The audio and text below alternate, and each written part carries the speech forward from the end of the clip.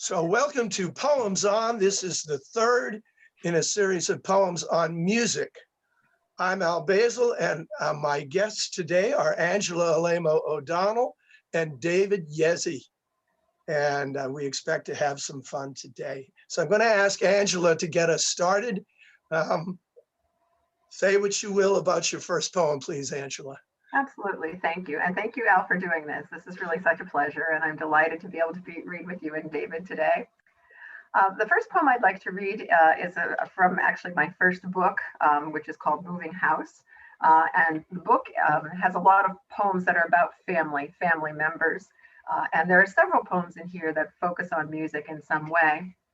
And I'd like to read a poem about a person who actually almost was a member of my family, but didn't quite become one. He was just as a little bit of background, my mom was a young and pretty widow. My father died when I was 8 and left behind a pretty widow with 5 children. So my mother went through a kind of series of boyfriends. And this was a boyfriend who was very special to us. He was someone that we hoped was going to become part of our family, but as you will hear in the poem, that unfortunately did not work out. I had not thought about him for a very long time. And a couple of years ago, I was watching that movie, which you may remember. It's a movie about Johnny Cash with Joaquin Phoenix in it called Walk the Line. And I was very skeptical about Joaquin Phoenix being able to do the part, but he amazingly sang all the songs and sang them beautifully. There's one particular scene, which you may recall, where Johnny Cash finally gets the opportunity to sing to a record producer. And he starts singing this old-timey gospel to him, and the record producer says, no, I want you to sing that. I want you to sing like this is the last song you're ever going to sing. I want you to sing like you're singing for God. And then he breaks into this soulful version of Folsom Prison Blues. And as soon as I heard that, I immediately thought of this person in my family whom I had not thought about for a long time, because that was a favorite song of his. And I couldn't rest until I wrote this poem. The poem is in ballad meter stanza to respect the Johnny Cash song, although the rhyme moves around a bit. And it's called Blues Man. It's Fornello, the name of the man that I'm dedicating the poem to. And the epigraph comes from Folsom Prison Blues, which I will attempt to sing. I hear the train a-comin', it's rolling around the bend, and I ain't seen the sunshine since I don't know when. I'm stuck in Folsom Prison, and time keeps dragging on. But that train keeps rolling on down to San Antone. Gravel-voiced boyfriend, our mother's weekend lover, lean-hipped, broad-grinned, easy like a brother. The kind of man who'd walk in the house and make the women cry. But first, we'd feed you, fry the mess of fish you'd caught, broil the frozen steaks we'd saved for and bought for your too rare return. We'd bring out liquor, scotch and ice would swish and ring against the glasses for days, and you'd sing. Johnny, Hank, or Roy, any blues song would do. How amazed we were, our mother loved you. Too young, too risky, too married, and too free for a widow with 3 daughters and 2 grown sons. The boys gave themselves to envy and to rage. We girls gave ourselves to hope in you. As if you could save us in your cowboy hat and jeans, drive us out of that place in your rusty Mustang, sing us somewhere we hadn't ever been, your Folsom and your San Quentin blues, prisons different from our own. But if death couldn't keep you, how could we? The story of your drunken drive, likely true, but not the ending. I still see you climbing out the driver's side door, long legs first, then that grin. I watch you stride slow, away from the burning wreck. You don't hear us calling. You're singing as you go. Oh, thank you. Do you always sing the song at the beginning? I do, and some days it goes better than others. I haven't sung today, so my apologies, and thanks for your indulgence. This is great. We got two performances for the price of one. That's great. Thanks. And one of the things, if I could just comment afterwards, one of the things that strikes me about that song that I think makes it kind of, or not that song, but this kind of poem that makes it universal for all of us is having grown up in a time when, everyone listened to the same radio songs, the same top 40 songs that we would hear over and over again. We all possess this common repertoire of music. And we remember when a Johnny Cash song came out. We remember when he made those recordings in San Quentin prison. And you instantly, at least this is how it works for me, and I assume it works for other people, I'm instantly transported when I hear those songs to exactly where I was in my life, in the place where I lived, the people that I was living with. And so music becomes for us this way to relocate ourselves in time and recover the person that we once were and the life that we once possessed, at least for the amount of time that the song plays, 3.5 minutes or whatever it is. So it's a wonderful gift to be able to hear those songs and to have that sense of I remember things that I thought I had forgotten when I'll hear songs like that which is exactly what happened with this poem. I had not thought of Nello in many, many years. And then suddenly here's the song and there he is in my living room with me. So it's rather magical the way that music works in that way. Well, it's a perfect song to start out this kind of a talk, because we may be among the last generations that had the same music that we generally listen to, because it's gotten so fragmented. There's so much music out there now that to be young is not necessarily to have heard the same music that the young person sitting next to you has heard. So, well. And I love, Angela, how I feel like that's exactly right, how closely we associate some songs with people, that the songs themselves become sort of familiar, become part of our families. And when we hear them, it conjures those people that are close to us, because we associate them so nearly with those songs. And it's something about the nature of music that brings it back so palpably, so forcefully, I think. Now, once upon a time, families made music together. So you have this really powerful identification with songs. But now we have this sort of first derivative where we shared hearing someone else do the same music, but it's still a shared experience. So, yeah. And very often we would dance to it. Now, I came from a family of 5 kids and 3 of us were girls. So, we had a big stereo in the living room. They played all, and they were considerably older than I was, so they played all of their music, which then became my music. And my sisters and I would just dance in the living room, and my mother too. And so there was this, even though we weren't performing it, in a sense, we were performing with it. Sure. Like we were physically responding to the music as well as listening to the music. And I think that that's part of the reason I'm a poet, is because of the very omnipresence of music in our lives, all kinds of music. My mother was listening to Italian opera and Italian composers and popular Italian crooners. My brothers and sisters were listening to Motown, to rock and roll, to Woodstock. Sure. And, all of that was just playing all day long. And you just learn to love all of it. If you didn't, you had nowhere to go. Nobody had a Walkman. That's really dainty, right? Nobody had an iPod. Nobody had a phone streaming their private music with headphones. It was like you listened to everybody's music. Yeah.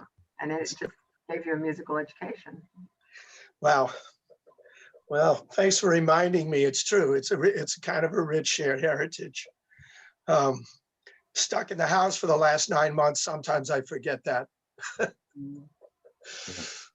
Well, David, you're up next. What you got? Okay. Well, it's funny. I had a poem about coming across an album in a bargain bin that my dad used to love to listen to, and picking it up for $1 and listening to it now many years later, and still hating certain things about it, but now somehow finding, feeling a lot of warmth toward it because of the associations with my dad. Sure.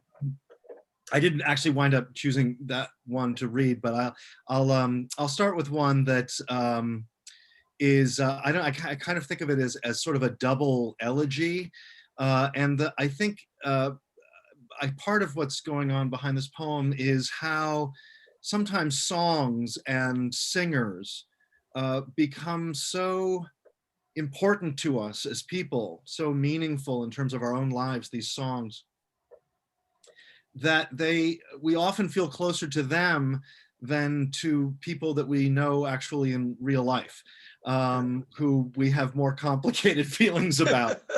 Sometimes it's those idealized, kind of almost imaginary relationships that we have with singers and their songs that is so transporting and unalloyed. So this is sort of a double elegy. It's called Dying the Day Prince Died. Dying the day Prince died is the opposite of being born on the same day as, say, Marie Curie or Bach, or even Prince for that matter, or the artist formerly known as the artist formerly known as Prince, now just Prince, as he will forever be known. Too bad I never knew him. You I met. A few times, as a matter of fact, but you never remembered my ever meeting you. Memory's a tricky thing, so I forgive you. Who am I, after all? Just a person with a pulse. A pulse is good, particularly from your perspective, I'd imagine. The internet is burning up with the news of Prince's death, almost literally on fire with the heat generated by his solo on the all-star While My Guitar Gently Weeps at the Rock and Roll Hall of Fame. At the end, instead of a mic drop, Prince throws his guitar up in the air, and as far as we're concerned, watching it on YouTube, it never comes down. A guitar chariot of flame, its stained ash body somewhere becoming spirit. I'm not sure where you died or how exactly. I heard of it through friends. You had been ill. There hasn't been a whole lot in the press. It's possible that I missed it, that we missed it. We've all been so distracted by the passing of Prince, by our wish to be purified again in the waters of Lake Minnetonka, by the terror of a father's drunken rage, by laughter and the rhythmic click of boots walking in lamplit rain. Terrific poem. Really terrific poem. Would we know this person? I've sort of forgotten who it is. I had someone in mind at the time who had passed away and who I had sort of complicated feelings about. But then it just sort of became, an amalgam, and I forgot who it was. Mm-hmm. So I'm not being coy. I honestly can't remember. But you know the type. You know the type. Okay. I can live with that. I can live with not knowing as long as I know the type. Okay. Well, I've already mentioned Duke Ellington in passing before we started here. So this is a poem about my having a chance to talk to Cootie Williams, who was a trumpet player in the Duke Ellington Orchestra for a very long time, up until 1940. And then he famously left the band and did not return until 1962. Many of the people who were with Ellington for a long time stayed forever, and many of them came and went, but only a few were there for a long time, went away and came back. And Cootie Williams was indelible because, among other things, his style included playing the toilet plunger and playing growl style on the toilet plunger. And this was a famous role in the Duke Ellington band. It had been started in the time of Bubber Miley, who had been in the band in the 20s. And Cootie Williams joined in 1931 and took over all the solos that had been done by the older man. And so he was away for a long time. He came back. I personally modeled part of my trumpet playing style on Cootie's plunger style. And when I first started playing professionally, that was one of the things that I was asked to do, was to play plunger. And so it was a real honor for me to have a chance to meet my model in the flesh. Now, I didn't know at the time, and it helps to explain a little bit about this poem, that Cootie Williams had pretty bad ulcers the last part of his life. So he was not often in a jovial mood on the bandstand. And as it turned out, I went up to him and spoke to him on a break. And this is the poem. It's called Cootie Sets Me Straight.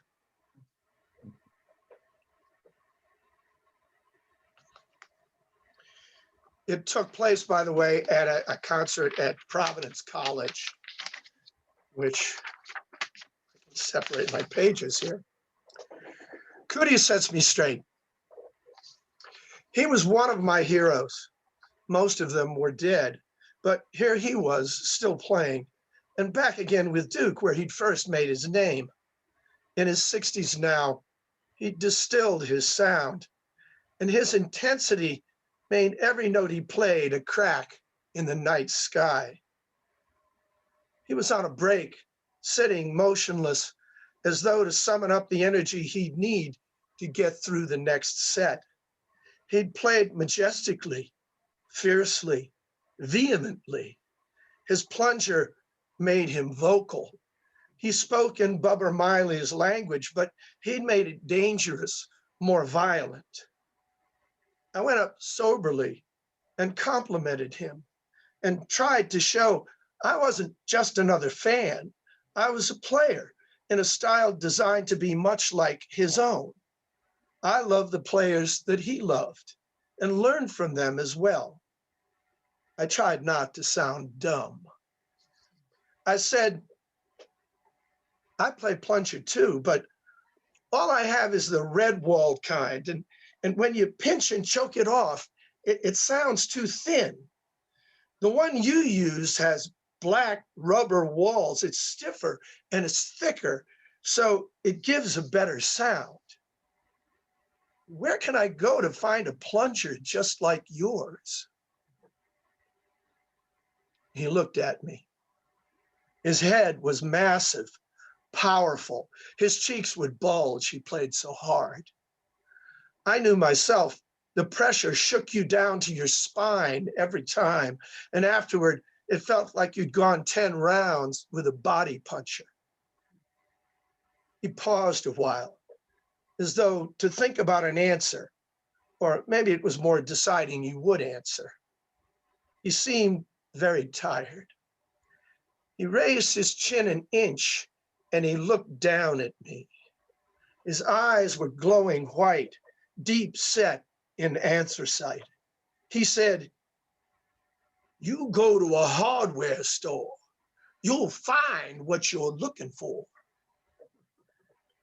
I said, I don't mean this wrong, but every town we go to, I look in a hardware store and I just can't seem to find a plunger with that nice, thick black rubber like the one you use that gives a deep, dark sound like that. He cocked his head a bit and let out a breath. He looked down at me and he said, "You go to a hardware store, you'll find what you're looking for." I could see his point, so I left him alone. That's a great story. And it's true, right? All true.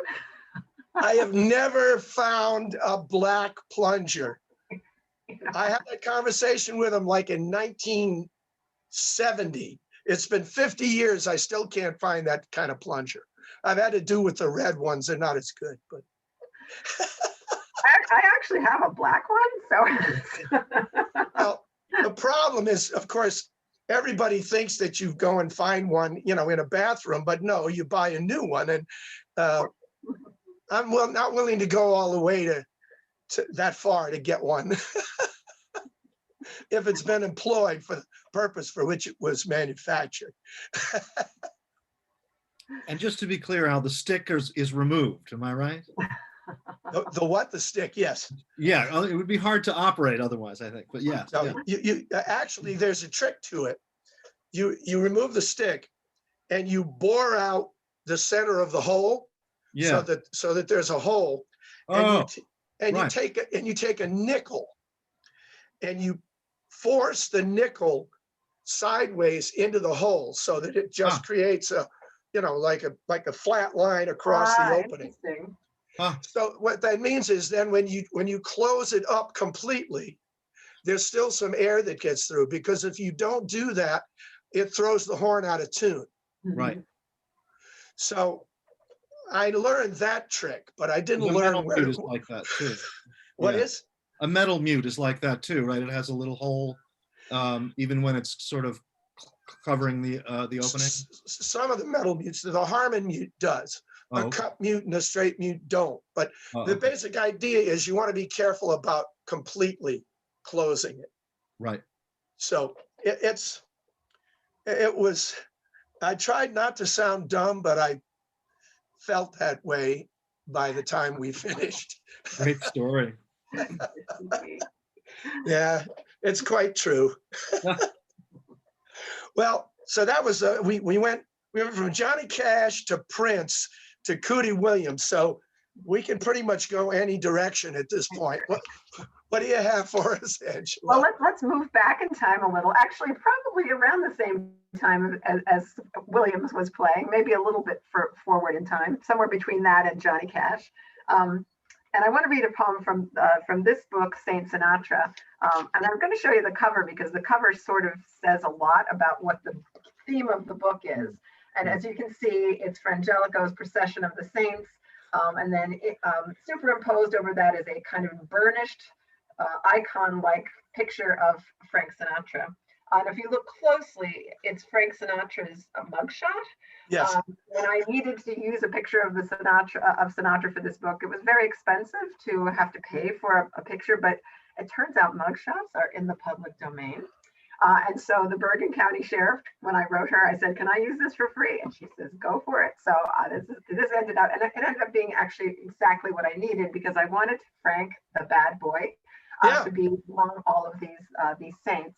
And the theme of the book basically is, there are several sources for this concept. First of all, in his great letter to artists that Pope John Paul wrote in 1999, he says that beauty is the vocation of the artist, something that as artists we all know and as appreciators of art.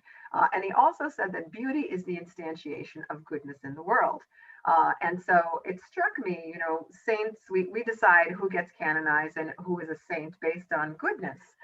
But if beauty is the instantiation of goodness in the world, why not on the basis of beauty? Why can't practitioners of beauty be considered saints, as well as people who are practitioners of goodness? And that opens the door to all sorts of possible artists. And so this book contains a number of poems about different kinds of artists. But Frank is really the test case, because if there's room for Frank in the community of saints, there's a room for all of us. So the first poem is about Frank, but the other poems are about other artists and different genres, not just musicians, but other genres as well. And the title poem, actually, the idea for the book came with the poem, because I was sitting at Mass at Fordham University, where I teach, and the great Cardinal Avery Dulles was on the altar giving his homily for All Saints' Day. And as he started his homily, I thought, well, good luck. It's really hard to find something interesting and new to say about the saints, even you, Avery, as brilliant as you are. And so the first sentence out of his mouth was, "Saints are the most excellent of stars.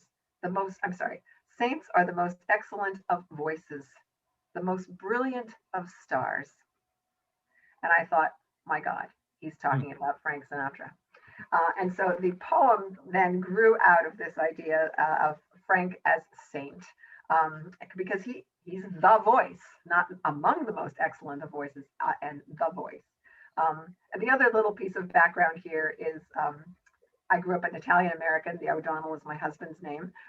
Angela Alaimo is my name. And so for us, of course, Sinatra was a hero. He was somebody who didn't change his name, and who, unlike Tony Bennett and Al Martino and Dean Martin and Connie Francis, they all changed their names. Sinatra wouldn't do it. So he was very proud of his Italian American ancestry, but he also made a mark for us. There aren't very many Italian American poets, or at least there weren't at the time, but there are a great many Italian American singers. So this is an homage to Frank, but it's also an homage to all of those Italian American singers who gave us a voice, who did not have voices. You will notice, those of you who are Sinatra fans, that a few of the songs, a few of lyrics from Frank's songs are quoted in here. So the poem at last is Saint Sinatra, and the epigraph comes from Cardinal Avery Dulles. Saints are the most excellent of voices, the most brilliant of stars. Croon to me, baby, blue eyes smiling, so easy to love night and day. Skinny lakes draped in gabardine as you sway, sweet and easy, singing. The mic, your attribute, lucky close to those lips. In other words, baby, kiss me. I've got a crush on you, sweetie pie, you Sicilian saint of song, the ones girls pray to when we lie awake, pictures of boys in our head, each of them holy card, pretty as you, only in the blue of evening. You and the night and the music, much more than we can stand. We fall to our knobby knees, genuflect to your smooth slide down the scale of desire, a true tune we know, but can't carry.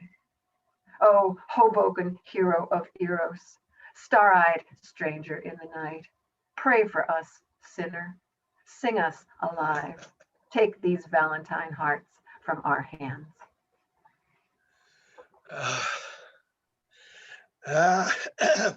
I learned how to sing standards from copying Frank Sinatra. I learned every song in the Great American Songbook from his version, a few from Nat Cole's and a few from Bennett's, but I learned how to phrase from all of that. When September of My Years came out, I was 17. So. Wow. Yeah, that was right. That was your dish right then and there. Yeah, there's nobody who does phrasing like Sinatra. And the poem is about, it's actually a kind of series of phrases. They're couplets, but they're not rhyming couplets. And there's this kind of spell, that he casts like nobody else. I mean, when we hear a Sinatra song, we just know, instantly it's him, even if you haven't heard the song before, because of that phrasing. And that there is this magical quality that he is able to create. And the poem is obviously also about desire, and the many forms that desire takes. Erotic desire, desire for the divine, because for human beings, desire is desire. It's desire. It all feels the same, regardless of what the object of our desire is. Yeah, tell St. Teresa, yeah. Exactly. And so there is this kind of instantiation in Frank of this, I mean, he's famous for his songs being, quote, romantic songs, because of their depiction of human desire and always about unrequited love, few of them are happier songs, but not very many. And that's another thing that made him special. He, as a male singer, was willing to sing songs that made him sound vulnerable. So there's a kind of new model of masculinity that Sinatra offered, and that women, of course, found very attractive, a sensitive. Now, of course, we know that Frank was a jerk in real life, but he could transform himself into this music. And so there's something very attractive about that. And then one more story that I always think of when I think of Sinatra, his wife, Nancy Barbado Sinatra, after he divorced her and went off and married Ava Gardner, she was asked, why didn't you ever marry again? And actually her response is the same response that Mary Shelley had after Shelley died. And people would say to Mary Shelley, she was very young, why didn't you ever marry again? And Nancy Sinatra said, I was married to Frank Sinatra. Who am I going to marry? And Mary Shelley said the same thing. I was married to Shelley. Who am I going to marry? So it's very interesting to me that these, widow, divorcee women also recognize this kind of power that Sinatra had, which came from personal magnetism or whatever, but mainly it came from his art, from the excellence of his art. So, and he worked at it. He wasn't born with it. He had to work at it. You don't achieve mastery without work.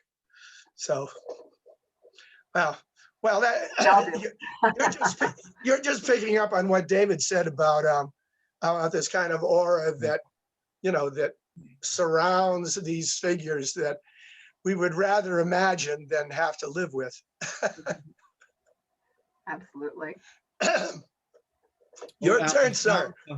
I found the poem that I was talking about earlier about finding the record that was the same one that my dad used to listen to, that Angela's poem made me think of. So I found it. I can read that, and I'll just swap it out for one of the other ones. Would you please? It's called The True Vine, and that's happened to be the name of the record store, was The True Vine.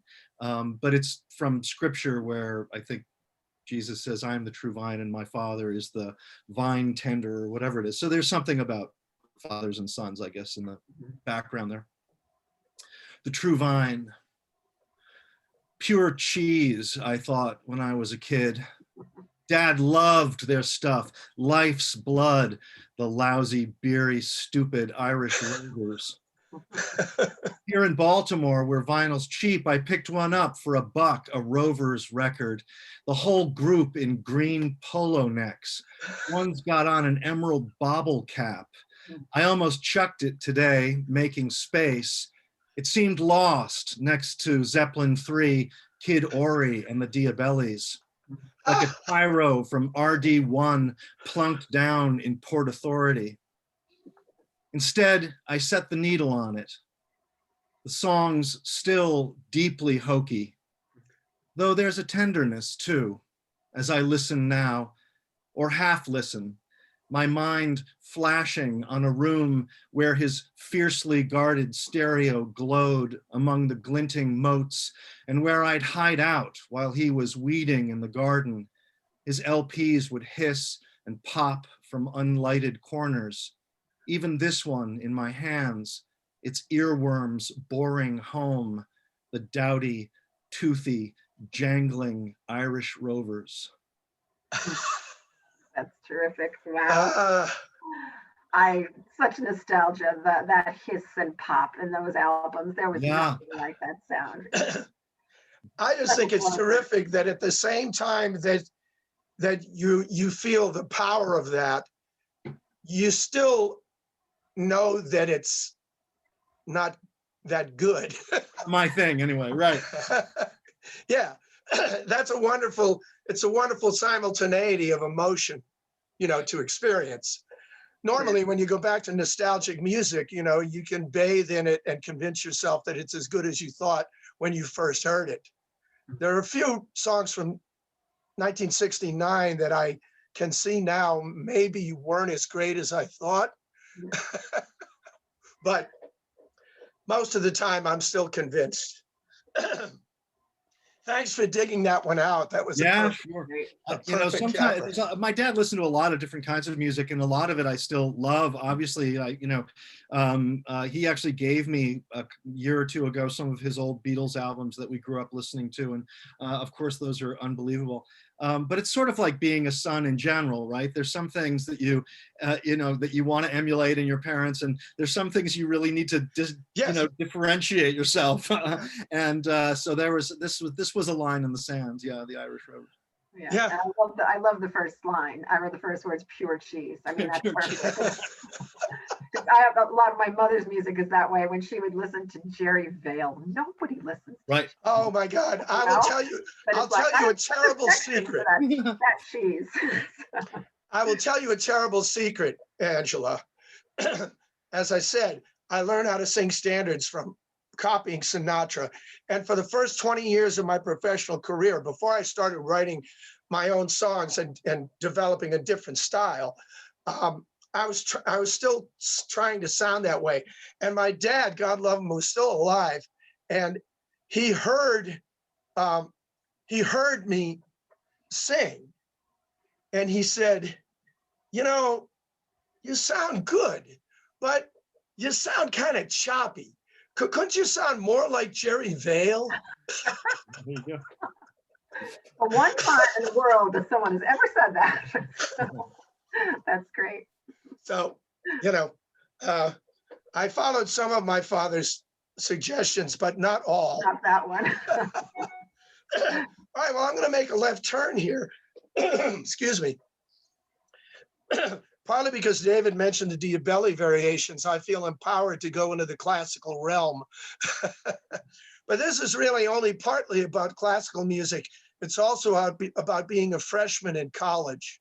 And this speaks of an incident. This is also a true story that happened to me in the fall of 1966 when I was a freshman at Brown. And it's called Danse Légère. Lying in the narrow single bed with the opera singer's gorgeous daughter, faces close and bodies touching, pairs of headphones bringing us the disembodied thrill of voices nestled in the plush orchestral fabric of the BSO, Charles Munch directing us unerringly through Daphnis and Chloe. I was still, but swayed, eyes open in the dual dance. The scent of perfume in the harmony was overpowering. The presence of the girl as palpable and dense as petals blown in profusion from the cherry trees, swirling, drifting deep in layers over me. When later, I returned from dropping her off back at her freshman dorm, my roommate, who'd cleared out for the date without a fuss, revealed he'd hid an open reel recorder under my bed. Pleased with his enterprise, he dragged it out, only to find a snarl of tape it would be hopeless to untangle. Combined, her weight and mine had bent the springs enough to jam the moving mechanism. In vain, I tried to tell him. If he could have listened to the evening unobstructed, nothing would have been revealed about the girl and me, our secret or Ravel.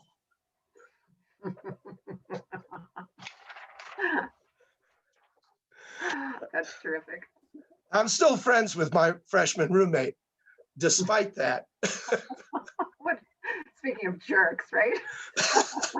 Well, of course, I'm free to tell a story on him.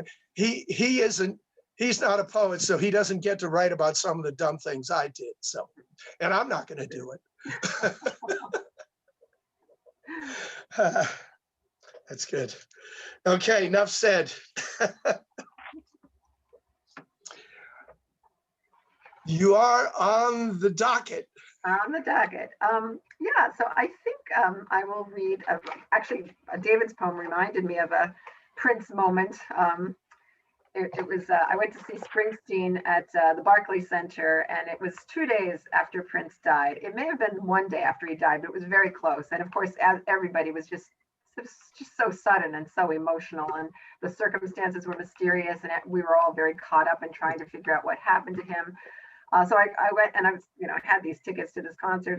So I go to the concert, and of course, Bruce comes out and the band comes out, and everybody is excited. And he just puts down the lights, and the whole stage lights up with purple, and the band breaks into this beautiful version of Purple Rain.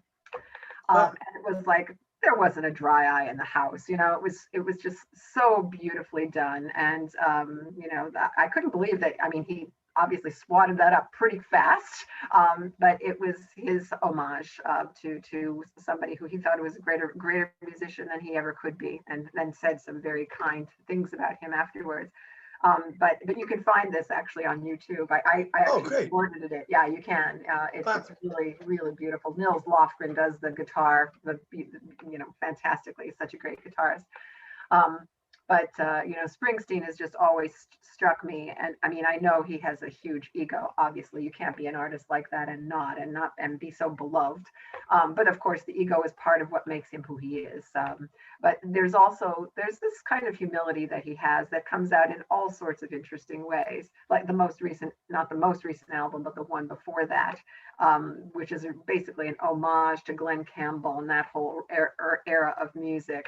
The Western, which, speaking of cheese, has very strong cheesy elements and tracks on it, but gosh, they're beautiful. And it really is just this love affair that he's having with Western music. So there are all sorts of ways in which I feel as though his whole repertoire is full of these kinds of moments of humility, even in the midst of his excellence as an artist.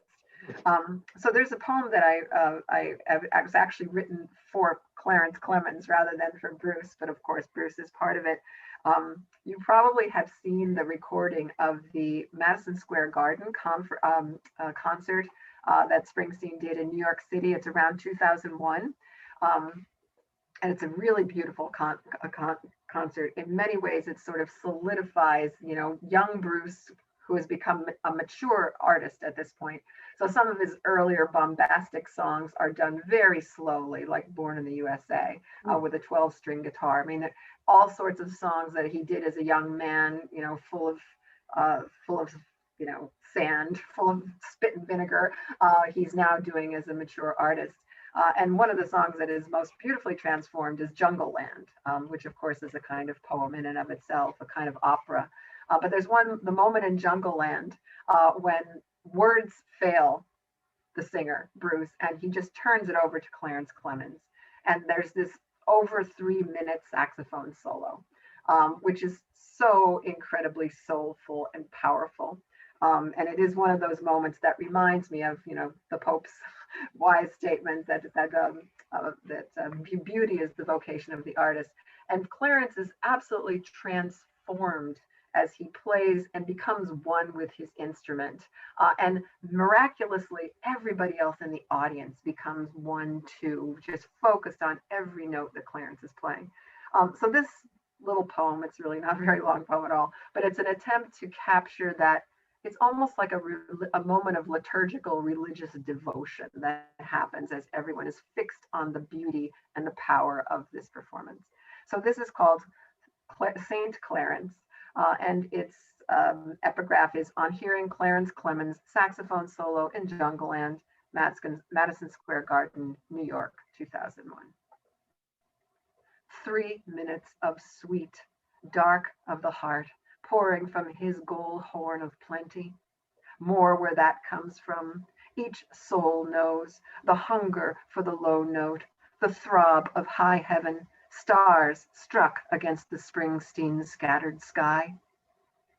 Give us our God back, the crowd urges and surges, beauty so old and beauty so new. Once gripped in the palm of a gritty hand, a smudged host, a bolt of wine, clean as the cut of your backstreet song. Take us with you, saint of the sax, as you palm each rung, climb the ladder of passion, noche oscura, forgetful as noon, far as the midnight gang's rendezvous, the human doomed and tragic romance. 3 minutes of sweet, dark of the heart, and 10,000 become one. Your story our own, being and blood, player and played, ear and lip and aching tongue, God longing, heard and sung.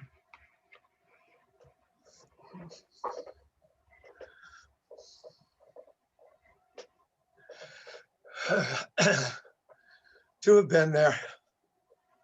You were lucky. Yes. Good for you. I was very verklempt when Clarence died. Sure.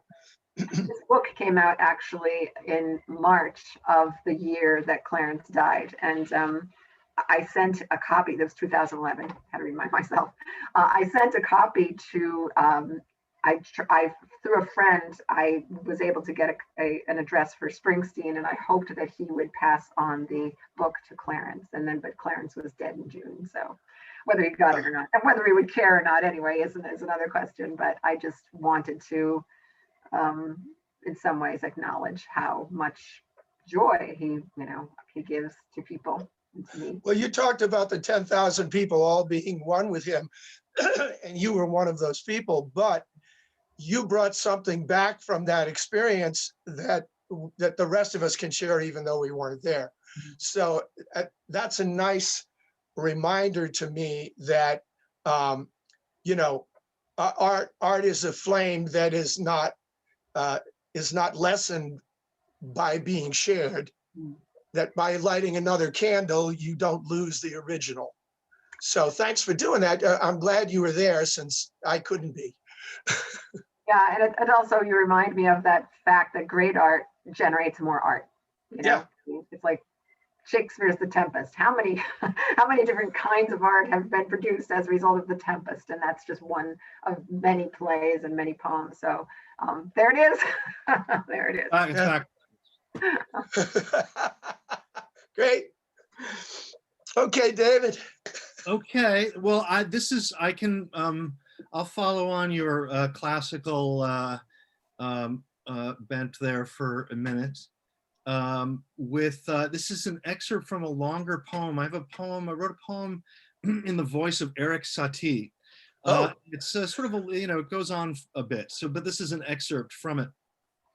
Satie is, he's sort of down on his luck. He had the only really great love of his life was a brief affair that he had with the painter Suzanne Valadon, who then left him sort of completely bereft. And he moved out of the city of Paris to the suburbs. And it's now in the city of Paris, but at the time it was sort of outside the walls. It was, away from the center of town, but he would take trips back into town.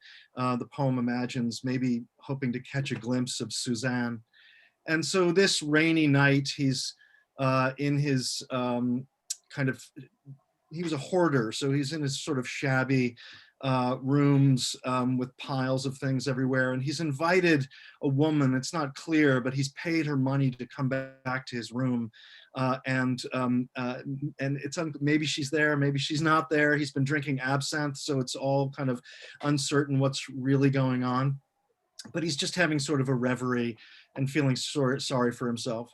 So it just kind of picks up in the middle. He's sort of listening to the street outside. Rain, sleet, rain. Gray water threads the jet black paving stones in rivulets around the egg-shaped cobbles, then back together and apart again before joining with the torrent in the gutters, churning downhill like springtime in a valley. Have you been to the South? One day you will. When you're older, you'll love the Alps. You think I'm joking, but I never joke. I sometimes smile, though that's by accident. Occasionally, back when she was here, the one I mentioned, Suzanne Valadon, a smile would cross my face like a spooked bird for a second and then vanish, registered only by her surprise, a passing shade. The things I say must seem quite strange to you. But I am not a madman, nor this a hoax. It's just the way I am. A little, what?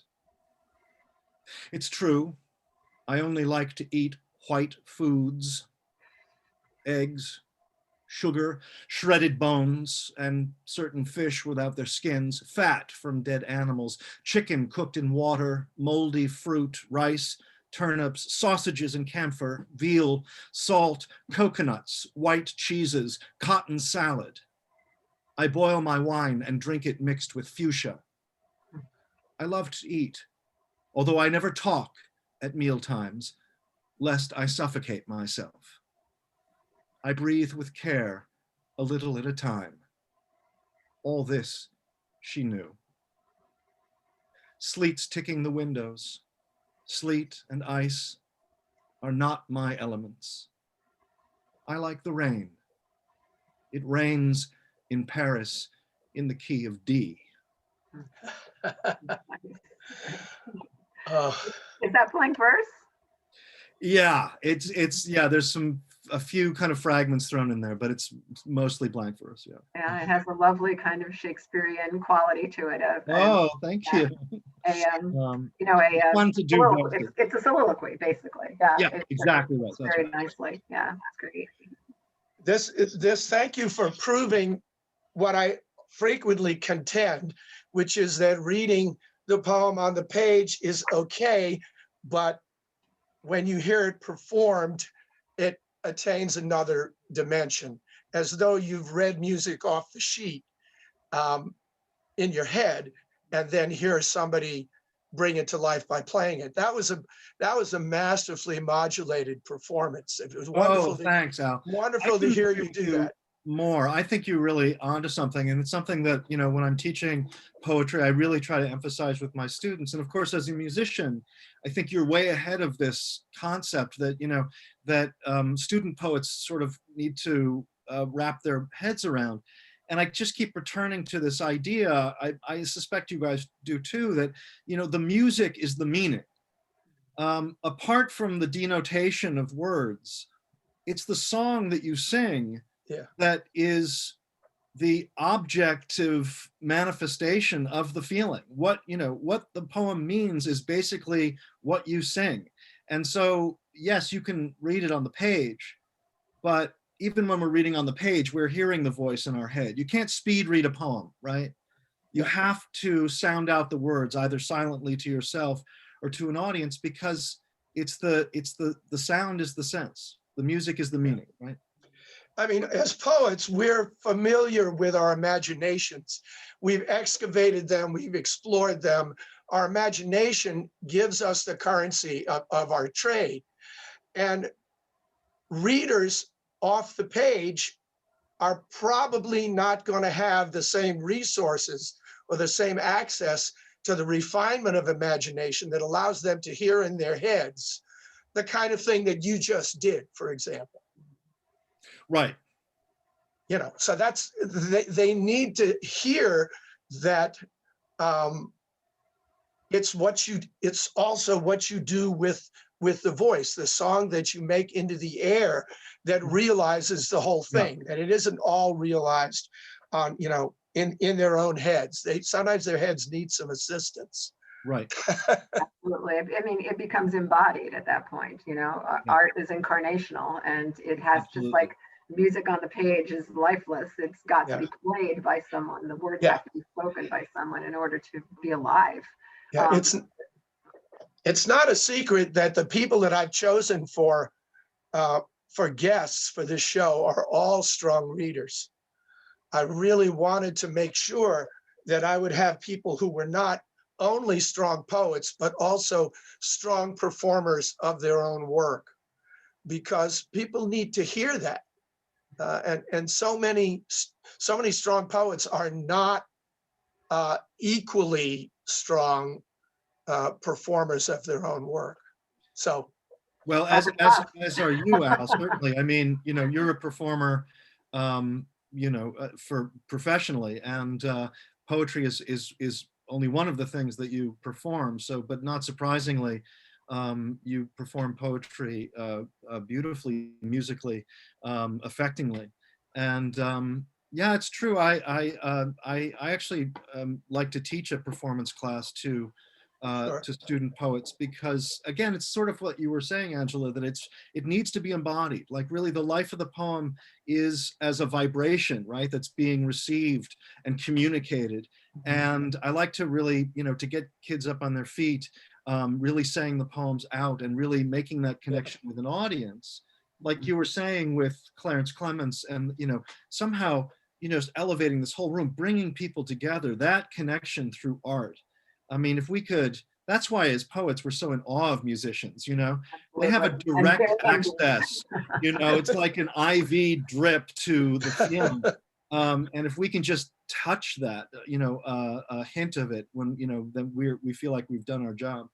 Well, Yeah, also, absolutely. There's that communal element that happens. I mean, I'm a helpless Catholic, sorry. Catholics are radically sacramental and radically communitarian, and art performs both of those functions, engages Yeah. both of those, which is why art, to a lot of non-religious people, feels like religion, because it is. yeah, yeah, here.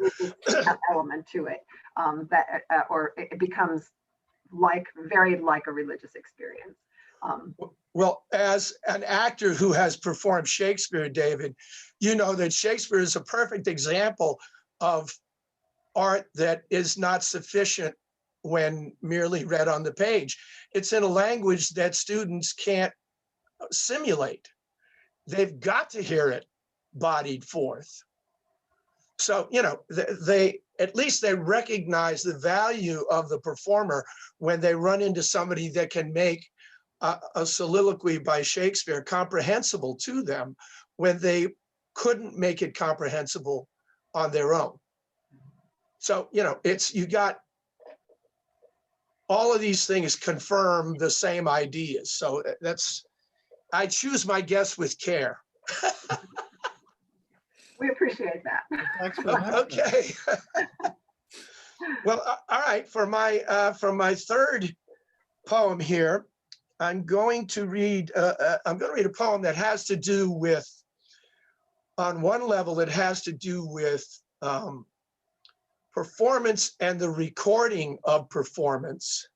And on another level, it has to do with the identity of the performer and the abilities and the peculiarities of the audience.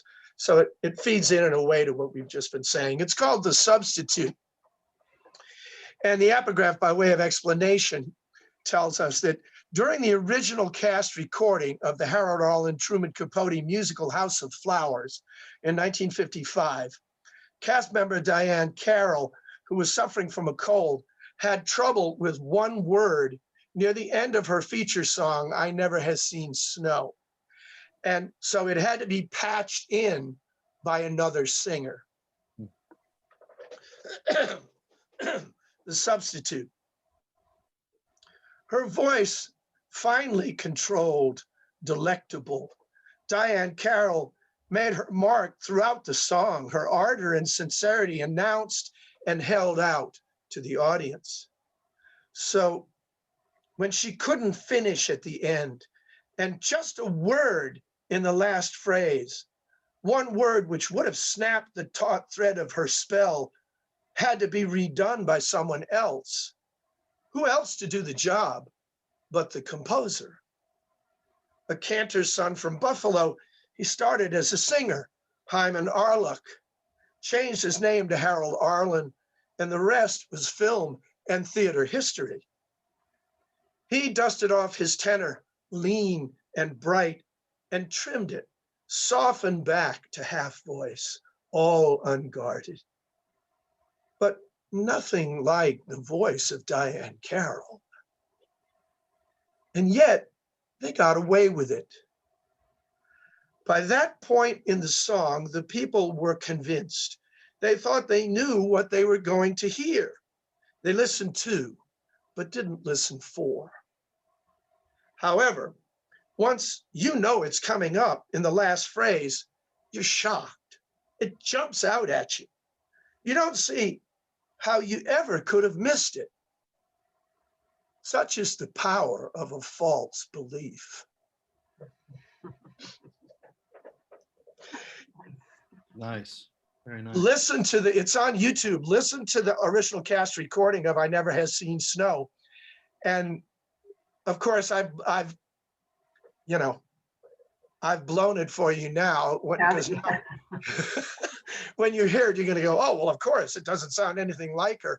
But I don't think anybody complained when the record came out because they simply didn't know. Mm-hmm. So all different, various forms of art, right? Yeah. Well, Arlen was one of those people who had had a career as a singer as a young man. And so he probably was not the only singer available in the room, but he had some clout. Another great story. Okay, so on we go. What do you have, Angela? I think I'll move the conversation a little bit towards thinking about music metaphorically, as well as thinking about it as we have been, as Why not? it is. I mean, my preparation in life for poetry has been largely academic. I have a PhD in English literature, so I spent all of my undergraduate years reading Keats and Shelley and Tennyson and Shakespeare and falling in love with the music that they produced. And then, you know, because my training was very old fashioned, you know, I was mostly reading 19th century poets, but then, you know, I found out about Seamus Heaney, and then Seamus Heaney informed my voice. And it was another kind of, I felt as though when I was reading these different poets, I was listening to different kinds of music. And as we know, all poetry aspires to the condition of music, and especially for some poets. And that's one of the reasons I think I was drawn particularly to Keats, the most musical of poets. Tennyson, also the most musical of poets. Yeah. So there is this kind of desire in me as a poet. This is why I think I eventually made my way towards becoming a formal poet. I started out as a kind of a lyric, impulsive poet with a strong narrative bent, and then gradually found my way to formal writing as a means of trying to capture that music that I've so admired in the old poets that I loved. So there are a series of poems of homage in this Saint Sinatra book, but one that I think I'd like to read is a sonnet that's called Saint Seamus. And again, despite my non-Irish identity, I fell in love, as many people have, with Irish poets because they really do have a music that is so different than you get from UK writers or American writers. It's very distinctive and very powerful, and I love it. So the epigraph to this poem, which is called Saint Seamus because he's another one of the communion of saints, comes from his poem Personal Helicon, which you might remember is the poem in which Heaney explains that as a child he used to like to shout into wells when he was a little kid, watch them, but also shout into them. And he said he'd like to shout into them because when he did, his own voice came back with a clean new music in it. And the last line of the poem is, he explains why it is now that he's a poet. And he says, I rhyme to see myself, to set the darkness echoing. And this is Saint Seamus. For years I've knelt at your holy wells and envied the cut of your clean-edged song, lain down in the bog where dead men dwell, grieved with their ghosts who told of their wrongs. Your consonants cleave my soft palate. I taste their rough music and savor it long, past the last line of the taut sonnet, its rhyming subtle, its accent strong. And every poem speaks a sacrament, blood of old blessing, bread of the word, feeding me full in language ancient as Aaron's rock and St. Kevin's birds. English will never be the same. To make it ours is why you came. And I shamelessly stole those last two lines from Robert Frost's sonnet about Eve. Birdsong would never be the same, and to do that to birds is why she came. And I thought, I'm just going to steal from that New England American poet and bring it over to the Heaney side. And the last line, of course, to make it ours is why you came. All of us who maybe don't belong to the fancy English-speaking world, those Italians and Irish, and those of us who are in the diaspora, the immigrant diaspora, it's ours as well as theirs. Well, I have one, Al, that it just sort of lightly touches on music, but in a metaphorical way, I think. And so maybe we'll continue the move in that direction. There's the poem kind of goes on for a bit, complaining about how annoying other people are, and then it uses music as a kind of metaphor at the end to I don't know, kind of put the button on that idea. So it's called Lazy. I don't say things I don't want to say, or chew the fat with fat cats just because. With favor givers who want favors back, I tend to pass on going for the ask. I send instead a series of regrets, slip the winding snares that people lay. The unruffledness I feel as a result, the lank repose, the psychic field of rye, swayed and wavy air, is my respite among the shivery of clanging egos on the packed commuter train again tonight. Sapping and demeaning. It takes a lot to get from bed to work and back to bed. I barely go an hour before I'm caught wincing at the way that woman laughs, or he keeps clucking at his magazine. And my annoyance fills me with annoyance. It's laziness that lets them seem unreal. A radio with in and out reception, blaring like hell when it finally hits a station. The song that's on is not the one I'd hoped for. So I wait distractedly for what comes next.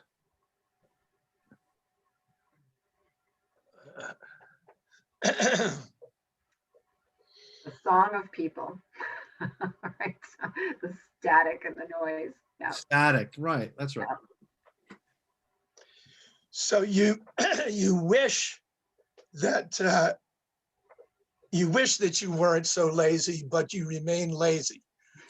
Basically, that's in a nutshell. I got news, you're not alone.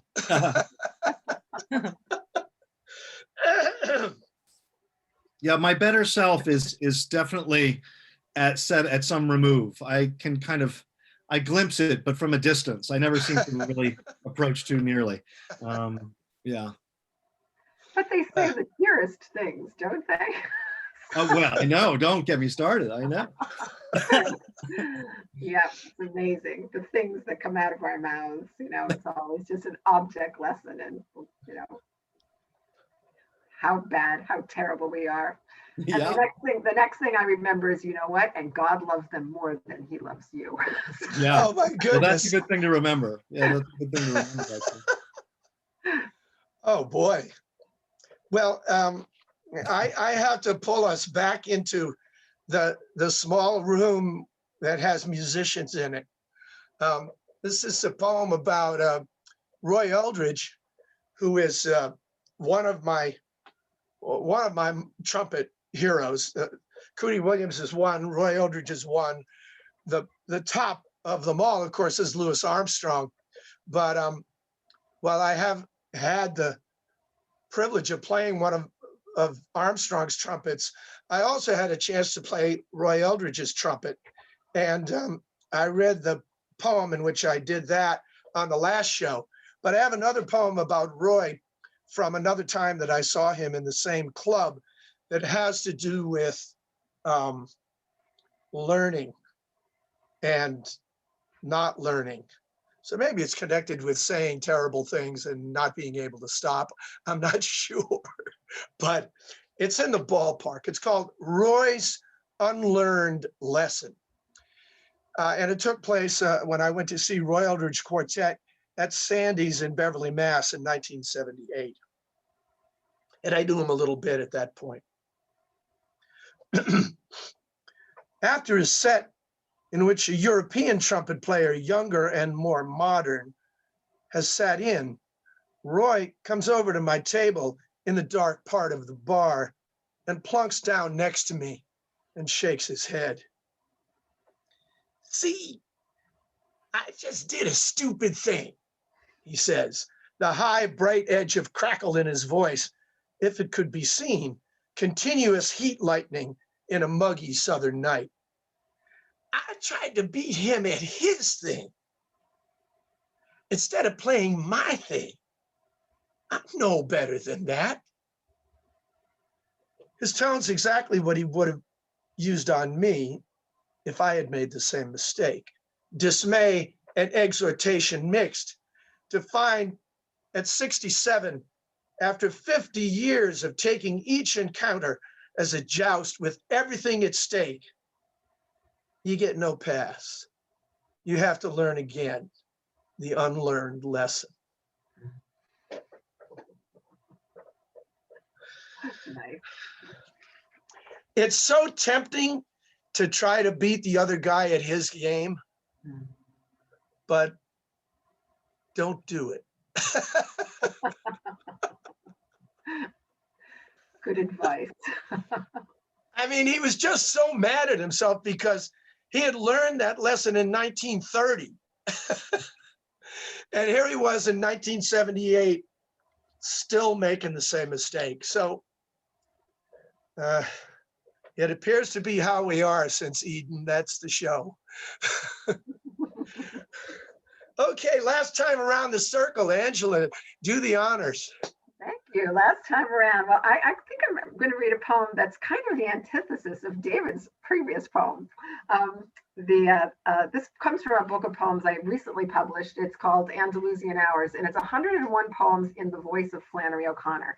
And this was a really interesting project for me because I got to stop being myself and try to channel Flannery's voice, which is very, very distinctive and has its own music, has its own rhythms.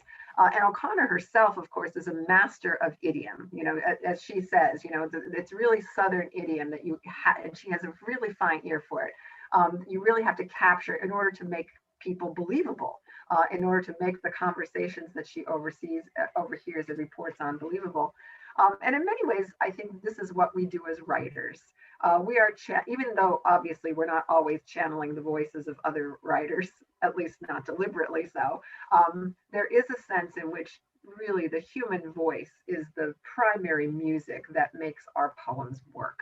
And that we are incorporating and giving voice to in our poems. And this is what Flannery was doing in her stories. And she also confesses, and this is so interesting. She says, each of these poems begins with an epigraph from one of O'Connor's letters or from her essays or from her stories. This particular epigraph comes from a letter that she wrote in November 5th, 1963, in which she says, "I have the original tin ear. I cannot hear music, just don't know what to listen for." So interestingly, O'Connor, good as she was at the human music, was not so good at other music. So anyway, it's a sonnet. This sonnet is called Flannery's Music. It's in Flannery's voice. As she says, "I have the original tin ear. I cannot hear music, just don't know what to listen for. Except when it comes to the human voice, an instrument I cannot help but love. The husky whisper of the stout librarian, the nasal twang of the backwoods handyman, the high whine of the waitress who brings coffee and pie, whom my mother thanks in her own throaty tone, and I nod at, keeping my silence, so as not to disturb the patter song going on all around me, the click of forks on plates, the talk of coffee spoons.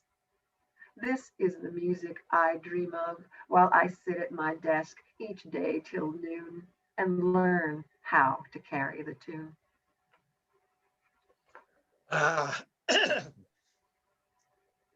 What I really enjoyed with that performance was you didn't go very heavy on the accent, but what you did was to completely alter the rhythm of your phrase patterns. And you sped up and slowed down in a way that was really in a different voice rhythmically and in terms of inflection than your regular voice. So I'm glad I heard you read it because I wouldn't have gotten that on the page. Well, I hope it's an interesting observation. Thank you. These sonnets were very interesting to write. One of the things that I learned or discovered by doing is just how elastic the sonnet is. There's lots and lots of enjambment and lots of caesura in order to break up the rhymes and in order to make it sound as conversational as possible. Sure. But yet there is this sense of O'Connor's own, I lived in the South for many years. I lived in Baltimore for 18 years. Some people don't think that's the South, but it is. And I went to graduate school in North Carolina in Chapel Hill, so I lived there for 7 years. So, my own ear for Southern speech, I got an earful for many years and really enjoyed hearing the different varieties of Southern speech. They're really, that's a very interesting observation. I can't possibly know whether the reader can hear those rhythms that I'm trying to instill in the poems or not. But I hope they can, I hope it's, since how much of it is conscious? In my building the poems? Yeah, in other words, one of the things that you did was you broke the cells of the lines down into shorter phrases. Mm-hmm. And you sped up and paused and sped up and paused with what seemed like completely clear intent. But I don't know how much of that was all planned out and how much wasn't. And the reason I ask is I'm right in the process. I'm going in the studio next week to start my 18th album. And so right now, for the last 3 weeks, I've been working on vocal phrasing. Mm-hmm. And that's what that's about, is how many words am I going to sing in a phrase? How do I begin it? What do I do inside of it? When do I go to the next one? And there's actually quite a large canvas that you can work on, even though you're singing over a regular beat. So my ear is particularly attuned to those subtleties, and you really just gave me a cartload of them, and I just love that. So did you work on it, or does it just come out of immersing yourself within yourself, her voice? I think it just comes from the immersion. I should say that this book came out of a kind of necessity. I've been writing books about O'Connor for the past 10 years. And so on a daily basis, I've been reading her prose, and it has lodged itself into my brain, the rhythms of her speech, especially from the letters. I felt like this was almost a form of exorcism, and like I'm getting her voice out of my head and onto the page and engaging in a kind of conversation with her. This is the first time actually I've ever read this poem out loud to an audience. Really? Yeah. So I hadn't rehearsed it, but I am just following through on my imagining what Flannery would sound like if she were speaking this. And the other thing is I have very little to go on because there's only there are 2 pieces of audio that's out there of Flannery. There's one of her reading her story, A Good Man is Hard to Find, which is about a half hour. And there's an interview that she does with Harvey. I forget his last name. It starts with a K, not Keitel, but it sounds like. And if you listen to that interview, it's fascinating because these are the rhythms that I'm imitating when I'm writing the poems, hearing them in my head, and then reading them.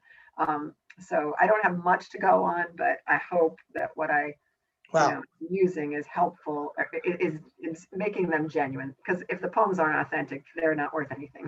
I'm not acquainted with her voice, but I can tell you that the impression you make is a wholly organic one. So I don't know if you sound like her, but you sound like a person. That's not you. I do appreciate that. I don't know. Am I making sense to you, David? Yeah, no, I was wondering if the letters were a source for you, because you really can hear her voice kind of coming out in the letters. And I probably know this, that when the edition of the letters came out for the first time, it was shortly after that Anthony Hecht wrote a poem in which he took Flannery O'Connor as the model for the voice. He wasn't trying to do an impersonation of her, but he knew her. He knew her first at Iowa and then a little bit in New York City, because she was dating Roby Macaulay, his good friend from the war. And so he spent time with her. And so when he wrote The Transparent Man, which is a monologue in the voice of an older woman. Flannery O'Connor didn't live to be too old because of dying of lupus. This woman is dying of, I think, a form of cancer. But at any rate,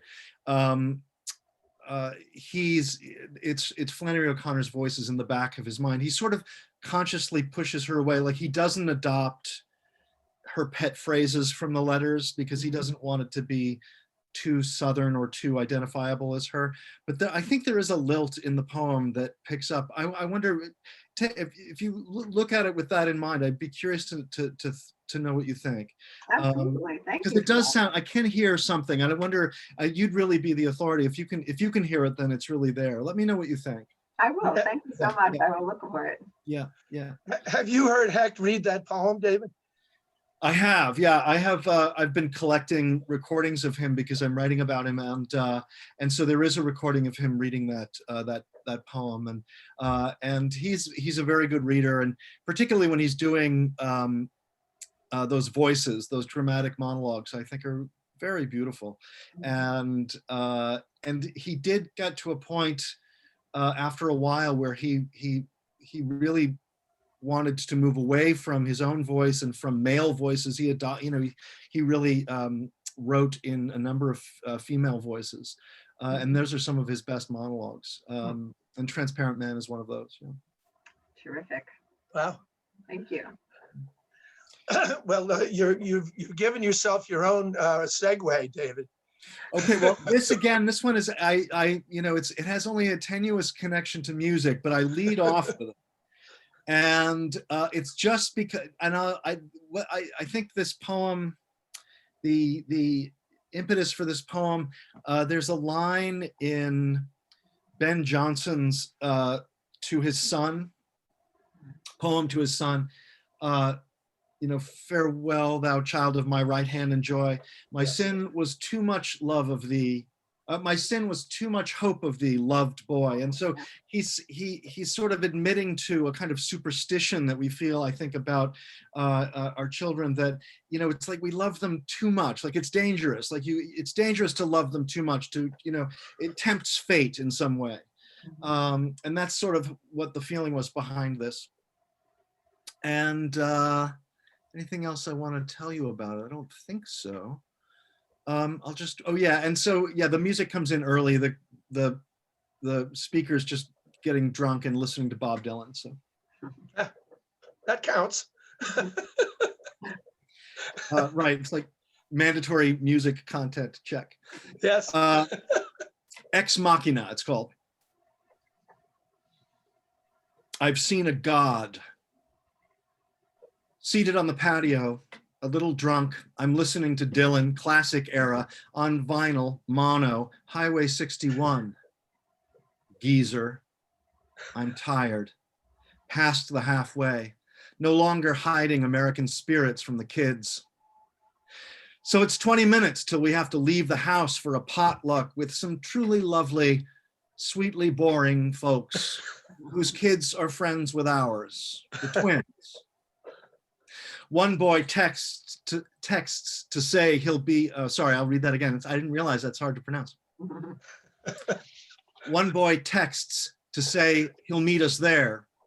The other's on his way back from the park, and I'm waiting for him. Cold Negroni, music blaring. I figure he'll be late as usual.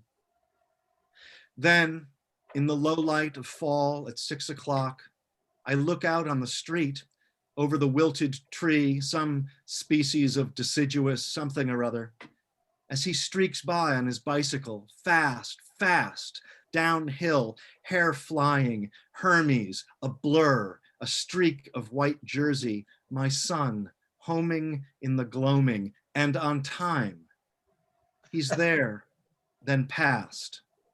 But I saw him, strapping, bold, coasting in air, armored with teenage sweep and pride against contingency and pain.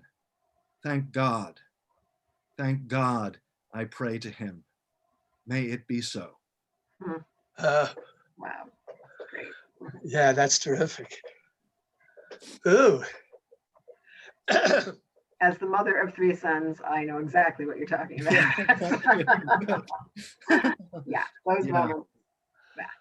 Yeah, they get to when they become teenagers and they're just sort of awesome. They're like as big as you, and they're just, you can't recognize them anymore. It's like, oh my God, who made that creature?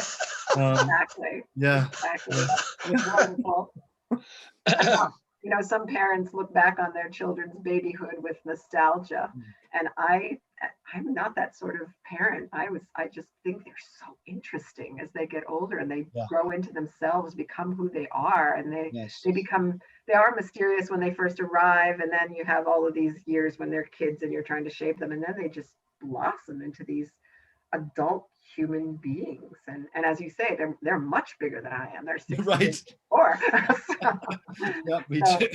so it is this kind of miraculous transformation that happens, and yeah, you have to be in awe of them. Yes. And Ben Johnson's right, you know. Yeah. They're going to break your heart. Yes. Well, Yeah. It's wonderful for me to hear this coming from you too, because as a childless single man, these are things that I will never experience.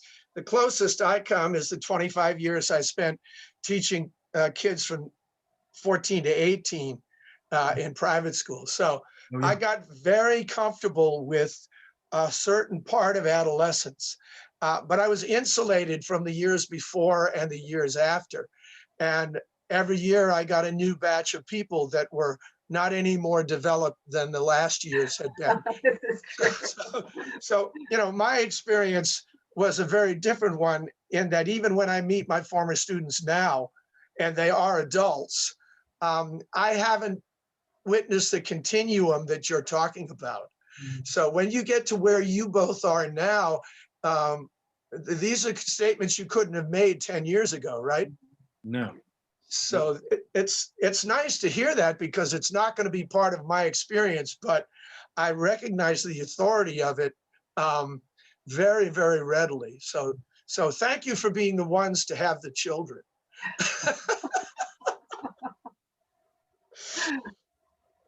Okay, I'm going to wrap things up now. And the closest I can come to claiming that it's related to what's happened before now is that this is a poem about, it's about music and friendship and the way that music carries emotion past obstacles. So you'll see as it develops what it's about. It's called Sound Language.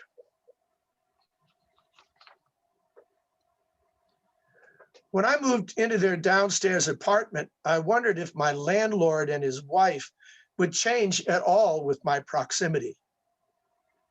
Old friends and fellow jazz fanatics, he and I had gone on trips in search of vinyl. Before his marriage, it was ritual. Since then, we hadn't talked. His wife was one to make him make a choice, and so he had. So much for natural affinities. I needn't have concerned myself. For weeks after I moved, we never even met by chance.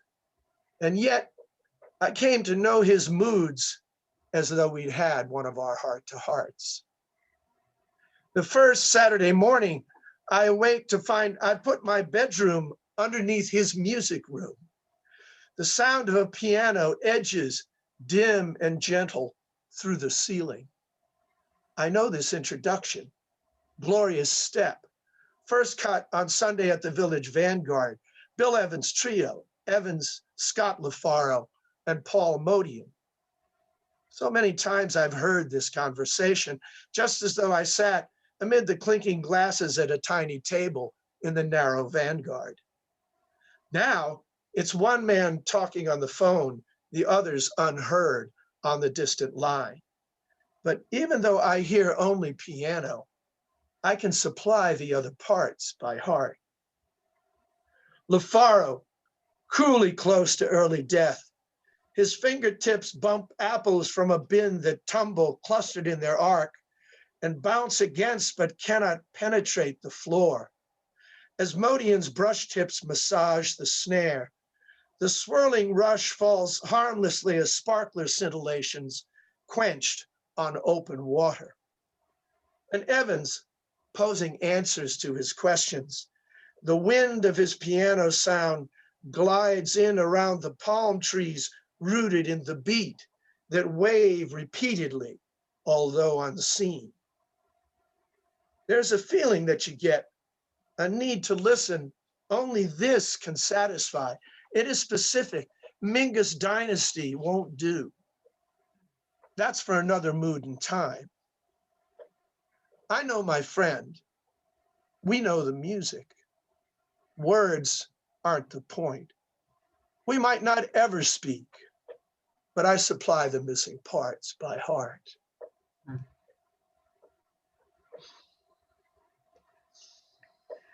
By heart. We're still friends.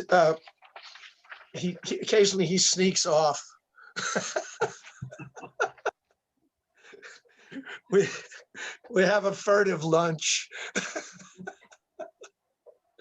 But that's it's, I guess it is an extension of what we started with at the beginning of this, that music presents connections and associations to feelings that we've had in our own past that are so powerful. I